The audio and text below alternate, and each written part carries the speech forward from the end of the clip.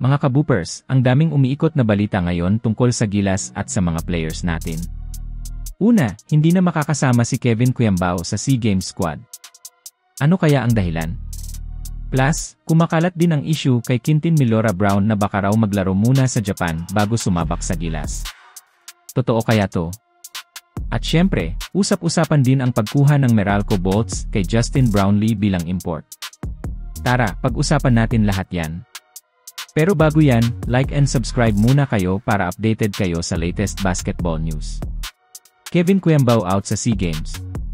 Confirmed na mga kaboopers, hindi muna maglalaro si Kevin Kuyambao sa SEA Games na gaganapin ngayong December 2025. Ayon sa kampo ni KQ, magpapahinga muna siya dahil sobrang siksik na ng schedule niya, lalo na at malapit na ang November qualifiers ng Gilas kontra Guam.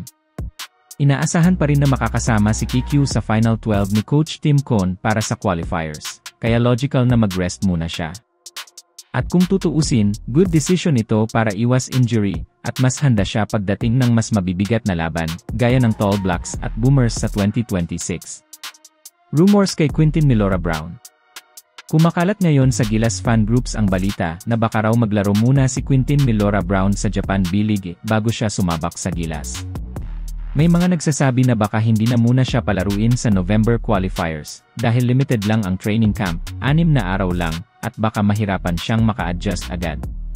May iba namang nagsasabi na baka iwas scout muna si QMB, lalo't binabantayan ng mga Chinese scouts ang development ng Gilas. Pero mga kaboopers, malabong mangyari ito. Bakit? Kasi hindi pwedeng makapaglaro ang isang foreign player sa Japan B-League hanggat hindi pa siya nakakapaglaro as local sa national team ng Pilipinas. Ibig sabihin, kailangan munang maglaro si QMB sa qualifiers bago siya makapag-B-League. At kung tutuusin, hindi rin pwede sa Taiwan o KBL dahil may requirement doon na parehong magulang ay may Philippine passport. Kaya for now, take note, rumors pa lang ito, walang official confirmation. Justin Brownlee sa Meralco. May reports na target ng Meralco Bolts si Justin Brownlee bilang import para sa EASL o East Asia Super League. Kung matutuloy ito, interesting panoorin si JB suot ang ibang jersey bukod sa Ginebra. Pero ang tanong, papayag kaya ang mga diehard Ginebra fans sa setup na to?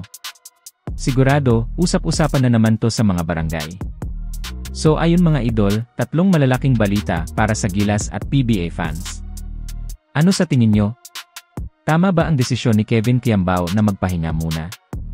Maglalaro kaya si QMB agad sa Gilas o tutuparin niya muna ang Japan rumors? At para sa Ginebra Nation, okay lang ba sa inyo na maglaro si Justin Brownlee sa Meralco sa EASL? Comment nyo na yan sa baba at pag-usapan natin. Huwag kalimutang mag-like at subscribe para updated lagi sa Basketball Universe page.